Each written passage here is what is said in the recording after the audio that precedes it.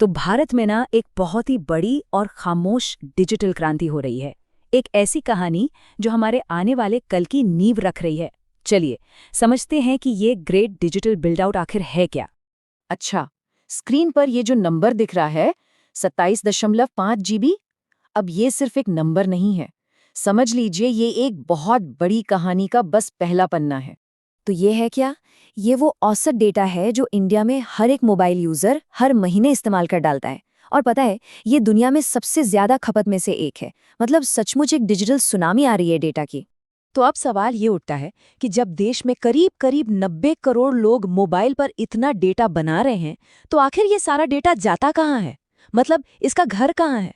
इसका जवाब है यहाँ, इन बड़ी बड़ी हाईटेक बिल्डिंग्स में। इन्हीं को हम कहते हैं डेटा सेंटर्स। सच पूछिए तो हमारी पूरी डिजिटल दुनिया की असली नींव यही है। पर रुकिए, ये कहानी सिर्फ बढ़ती डिमांड की नहीं है। इस जबरदस्त उछाल के पीछे ना एक बहुत बड़ा पॉलिसी चेंज है।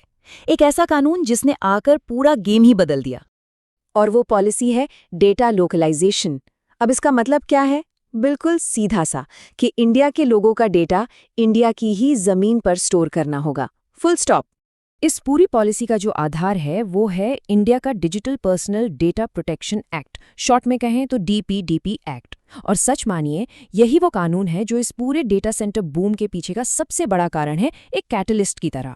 अब देखिए, इस कानून से फर्क क्या पड़ा, जमीन आसमान का। पहले क्या होता था, हम सबका डेटा सिंगापुर या यूरोप जैसी जगहों पर स्टोर होता था। इससे दो दिक्कतें थीं, एक तो रेगुलेशन का रिस्क और दूसरा लेटेंसी, मतलब डेटा आने जाने में जो टाइम लगता है। और अब तो भैया डेटा को इंडिया में ही रखने के लिए मजबूत कानूनी और बिजनेस कारण दोनों हैं। तो फायदा क्या हुआ? रिस्क कम, स्पीड ज्यादा और नियम कानून मानना भी आसान हो गया। तो इस पॉलिसी चेंज का असर क्या हुआ? सीधा सीधा कहें तो गीगावाट्स में एक धमाका। चलिए अब जरा आंकड़ों पर नजर डालते हैं और देखते हैं कि ये इन्वेस्टमेंट और कंस्ट्रक्शन की लहर आखिर कितनी बड़ी है। तो देखिए, आज की तारीख में इंडिया की जो टोटल डेटा सेंटर कैपेसिटी है वो है लगभग 1.3 गीगावाट। लेकिन ये तो सिर्फ ट्रेलर है। जो कैपेसिटी अभी बन रही है या फिर पाइपलाइन में है वो है करीब 2.9 गीगावाट। अब इस स्लाइड में जो सबसे मजेदार बात है वो देखिए, जो नई कैपेसिटी आ रही है ना, वो आज की टोटल कैपेसिटी से 2 गुने से भी ज्यादा है। इससे आप अंदाजा लगा सकते हैं कि फ्यूचर की तैयारी किस लेवल पर चल रही है। और जाहिर है, इतनी बड़ी दौड़ है तो खिलाड़ी भी बड़े होंगे। इसमें कौन कौन है? एक तरफ है ग्लोबल दिग्गज जैसे एक्विनिक्स और डिजिटल रियलिटी, तो दूसरी तरफ है अपने देश के बड़े नाम जैसे योता और अडानी कनेक्ट्स। और हाँ, क्लाउड के बेताज बादशाह AWS, माइक्रोसॉफ्ट एज्योर और गूगल क्लाउड, वो कैसे पीछे रह सकते हैं? ठीक है, तो अब सवाल ये उठता है कि ये जो डिजिटल नींव रखी जा रही है वो आखिर बन कहाँ रही है। चलिए इसका एक मैप देखते हैं, क्योंकि ये कंस्ट्रक्शन पूरे देश में एक जैसा नहीं हो रहा, ये कुछ खास जगहों पर ही कॉन्सेंट्रेटेड है। और ये चार्ट देखिए, ये काफी चौंकाने वाला है। इंडिया की लगभग आधी डेटा सेंटर कैपेसिटी, मतलब करीब 40%, सिर्फ और सिर्फ एक शहर में है, और वो शहर है मुंबई। और अगर आपको अभी भी शक है तो ये अगला चार्ट देखिए, ये मुंबई की बादशाहत को और भी साफ कर देता है।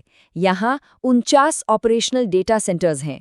ये दूसरे नंबर पर जो शहर है उससे लगभग 3 गुना ज्यादा है। मतलब पूरी तरह से एक तरफा मामला है। तो सवाल वही है, आखिर मुंबई ही क्यों? इसका जवाब ना समंदर के नीचे छिपा है। मुंबई के पास एक जबरदस्त डिजिटल इंफ्रास्ट्रक्चर है, और सबसे जरूरी चीज 13 सबमरीन केबल लैंडिंग स्टेशंस। आसान भाषा में कहें तो ये वो सुपर हाईवे हैं जो इंडिया को पूरी दुनिया के इंटरनेट से जोड़ते हैं। लेकिन रुकिए, ये कहानी सिर्फ आज के डेटा को स्टोर करने की नहीं है। ये जो इतना बड़ा इंफ्रास्ट्रक्चर खड़ा हो रहा है ना, ये दरअसल आने वाले कल की तैयारी है। ये भविष्य की सबसे बड़ी टेक्नोलॉजी यानी AI के लिए एक लॉन्च पैड बना रहा है। और आगे इस ग्रोथ को रॉकेट की स्पीड कहाँ से मिलेगी? 4 बड़े ड्राइवर्स हैं। एक तो 5G और क्लाउड का बढ़ता इस्तेमाल, दूसरा AI जो अब कोई साइंस फिक्शन नहीं बल्कि एक तगड़ा ग्रोथ इंजन बन चुका है, तीसरा है सस्टेनेबिलिटी और ग्रीन एनर्जी पर जोर, और चौथा अब ये सब टियर 2 शहरों में भी फैल रहा है। तो सबसे ज़रूरी बात जो समझने वाली है वो ये है कि ये सिर्फ डेटा रखने के लिए गोदाम नहीं बन रहे हैं। नहीं, ये एआई को चलाने के लिए ज़रूरी हाई पावर, हाई एफिशिएंसी वाले सुपर ब्रेन्स बन रहे हैं। ये एआई रेडी फैसिलिटीज़ हैं। तो एक बात तो साफ है, भारत अपने आने वाले कल की डिजिटल नींव बहुत मजबूती से रख रहा है।